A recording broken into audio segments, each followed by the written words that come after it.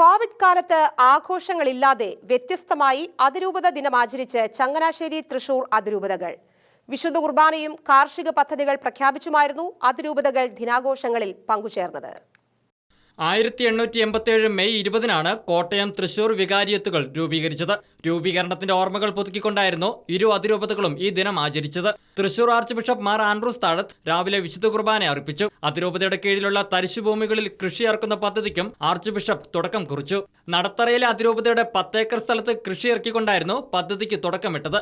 വിവിധയിനം പച്ചക്കറികൾ ഇവിടെ നട്ടുവളർത്തും. ഇടവകകളിലും വിശ്വാസികളുടെ കുടുംബങ്ങളിലും പച്ചക്കറി അടക്കമുള്ള കൃഷി ഇറക്കാനാണ് അതിരൂപത പദ്ധതിയിടുന്നത്.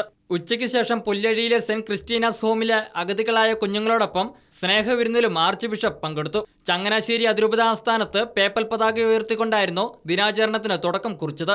രാവിലെ ആർച്ച് ബിഷപ്പ് മാർ ജോസഫ് പെരുന്തോട്ടത്തിന്റെ കാർമ്മികത്വത്തിൽ വിശുദ്ധ കുർബാന അർപ്പണം നടന്നു. തുടർന്ന് നടന്ന ലളിതമായ ചടങ്ങിൽ അതിരൂപത ആവിഷ്കരിക്കുന്ന ഹരിത സമൃദ്ധി പദ്ധതിയുടെ ഉദ്ഘാടനം ആർച്ച് ബിഷപ്പ് നിർവഹിച്ചു.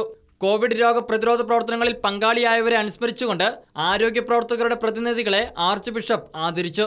അതിരൂപത സഹായമെത്രാൻ മാർ തോമസ് തറയിൽ സ്വാഗതം ആശംസിച്ചു. ഷെക്കേന ന്യൂസ് ബ്യൂറോ, തൃശൂർ.